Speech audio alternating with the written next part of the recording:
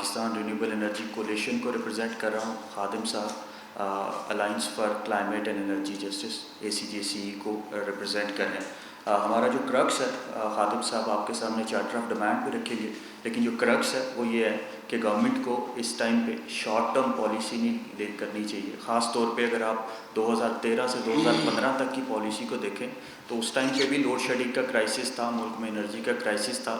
کچھ ایسے فیصلے لے لیے گئے جو بعد میں اگلے 5-10 سال بعد ہمارے گلے پڑے ہیں اور ہم ایک اور کرائسس کا سامنا کر رہے ہیں. تو گورنمنٹ کو شارٹ ٹرم پالیسی پلاننگ کی بجائے ٹیجر ریئیکشنز کی بجائے ایک لانگ ٹرم پلاننگ کی طرف جانا ہوگا، اور وہ long term planning people centric approach plus renewable energy جو ہے اس پہ فوکس رکھنا ہوگا. تو Pakistan renewable energy coalition plus ACJCE کا چارٹر یہی بتا رہا ہے کہ کس طریقے سے آپ ملک میں رینیوبل انرجی کو فروغ دے سکتے ہیں، آپ بیٹری ایمرجنسی نافذ کر سکتے ہیں.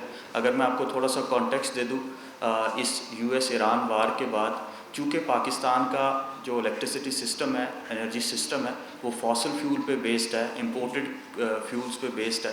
تو آپ نے اس سال میں 2026 میں جتنی بھی الیکٹریسٹی بنانی تھی اس کا 15% RLNG سے بننا تھا.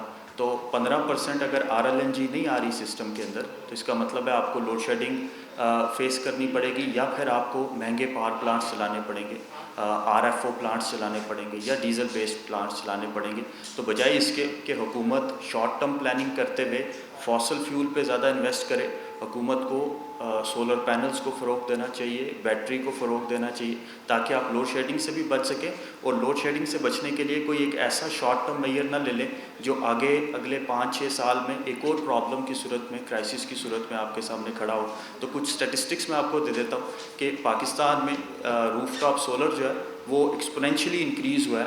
اب اگر آپ نیپرا کے آفیشیل فگرز کو دیکھیں تو وہ کوئی اراؤنڈ 7,000 میگا واٹس جو ہے وہ کراس کر چکا ہے. 7,000 میگا واٹ ایک بڑا نمبر ہے پاکستان کے لیے.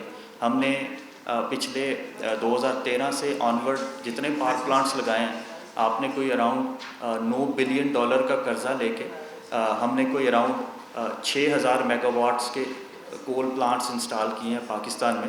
تو ایک سائڈ پہ 6,000 میگا واٹ قرضہ لے کے آپ نے انسٹال کیا، اور دوسری سائڈ پہ لوگوں نے خود سے 7,000 میگا واٹ کے سولر پینل جو ہیں وہ لگا دیے ہیں.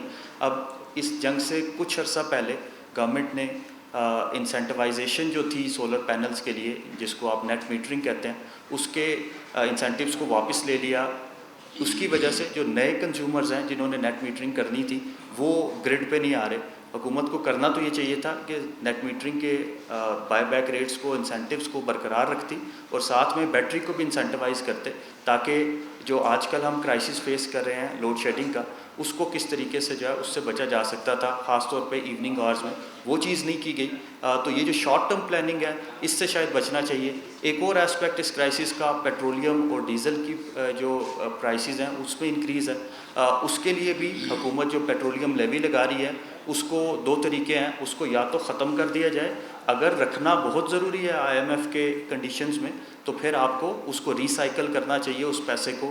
ایک تو یہ چیز کہ وہ ہمیں پتہ ہی نہیں ہے کہ وہ پیسہ کدھر جا رہا ہے. اگر اس کو رنگ فینس کر دیا جائے الیکٹرک وہیکلز کے لیے یا سولر پینلز کے لیے تو آپ لوگ ان لوگوں کو سولر پینلز دے سکتے ہیں جو واقعی حقدار ہیں. اگر آپ اپنے پروٹیکٹڈ کنزیومرز کو سولر پینلز دے دیں تو شاید حکومت کا جو سبسڈیز کا مسئلہ ہے وہ بھی ختم ہو جائے گا. تو اگر اس طرح کی انٹیگریٹڈ پلاننگ ہوتی ہے اور اس سوچ کے ساتھ ہوتی ہے کہ ملک نے آگے جانا ہے اور رینیویبل انرجی کے تھرو آگے جانا ہے، تو شاید آئندہ اگر کوئی اس طرح کا کرائسس آتا ہے تو ہم امپورٹڈ فیول سے بھی بچ رہے ہوں گے، ہمارے فارن ایکسچینج پہ بھی پریشر نہیں آ رہا ہوگا، اور آپ کی جو ملک کی اکانومی ہے وہ بھی پراسپرس ہو رہی ہوگی. تو اگر اس طرح کی لانگ ٹرم پلاننگ ہوتی ہے تو ملک جو ہے وہ آگے جائے گا. اس کے لیے دونوں platforms, Pakistan renewable energy coalition کا بھی اور ACJCE کا بھی، جو بھی انپٹ حکومت کو ریکوائر ہے وہ پرووائڈ کرنے کے لیے حاضر ہے.